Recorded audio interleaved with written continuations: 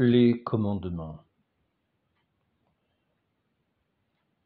Pour être sauvé, il ne suffit pas de croire les vérités que Dieu a révélées, mais il faut encore observer ses commandements et ceux de l'Église.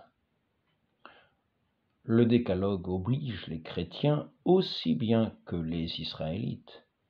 Jésus-Christ l'a déclaré en ces termes. Si vous voulez parvenir à la vie éternelle, observez les commandements. Il y a 10 commandements de Dieu. C'est ce qu'on appelle le décalogue. Dieu a donné aux hommes les 10 commandements sur le mont Sinaï par le ministère de Moïse, 50 jours après que les Israélites étaient sortis de l'Égypte. Voici les 10 commandements tels que Dieu les a donnés à son peuple.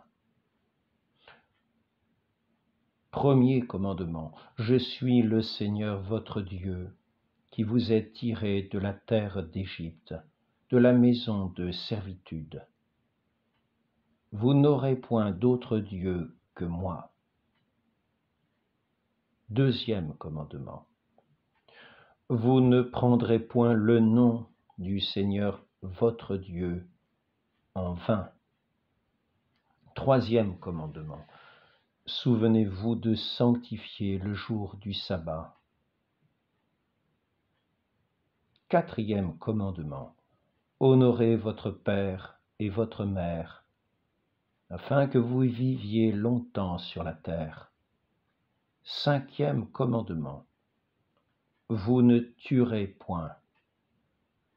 Sixième commandement, vous ne commettrez point de fornication.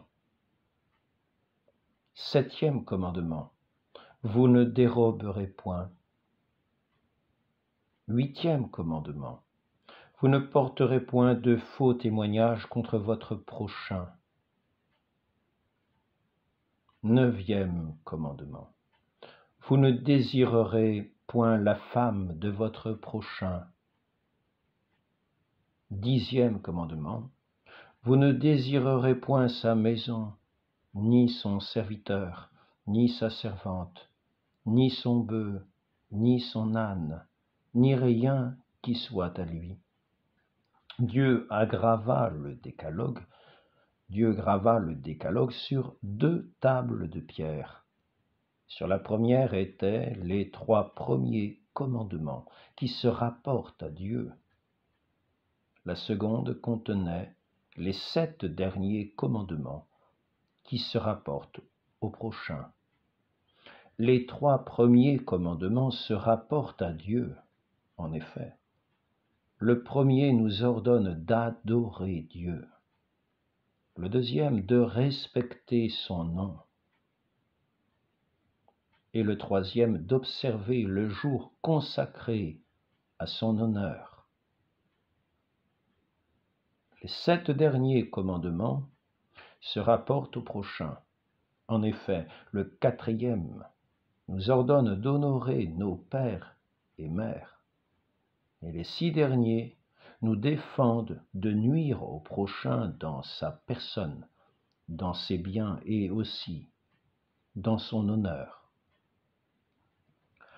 Le décalogue avait été gravé dès l'origine dans le cœur de l'homme. Dieu l'a publié de nouveau sur le mont Sinaï parce que l'ignorance et les passions, suite du péché originel, l'avaient presque entièrement effacé de la conscience humaine.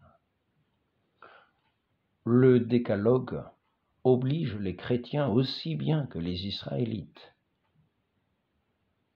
Notre Seigneur déclare aussi dans la parabole suivante, « Voici qu'un docteur de la loi, se levant pour le tenter, dit, « Maître, que ferai-je pour posséder la vie éternelle ?» Mais Jésus lui dit, « Dans la loi, qu'y a-t-il d'écrit? Qui lisez-vous » Il répondit, Tu aimeras le Seigneur ton Dieu de tout ton cœur, de toute ton âme, et de toutes tes forces, et de tout ton esprit, et ton prochain comme toi-même. Jésus lui dit, vous avez bien répondu. Faites cela, et vous vivrez. Mais lui, voulant se justifier, dit à Jésus, et qui est mon prochain? Jésus reprenant, dit, un homme descendait de Jérusalem vers Jéricho, et il tomba entre les mains d'un voleur, qui le dépouillèrent, et après l'avoir couvert de plaies, ils s'en allèrent, le laissant à demi-mort. Or il arriva qu'un prêtre descendait par le même chemin, et l'ayant vu, il passa outre. Pareillement, un Lévite, s'étant trouvé près de là, le vit et passa outre. Mais un Samaritain qui était en voyage vint près de lui, et le voyant, fut touché de compassion. Et s'approchant, il banda ses plaies, y versa de l'huile et du vin, et, le mettant sur sa monture, il le conduisit en une hôtellerie et prit soin de lui.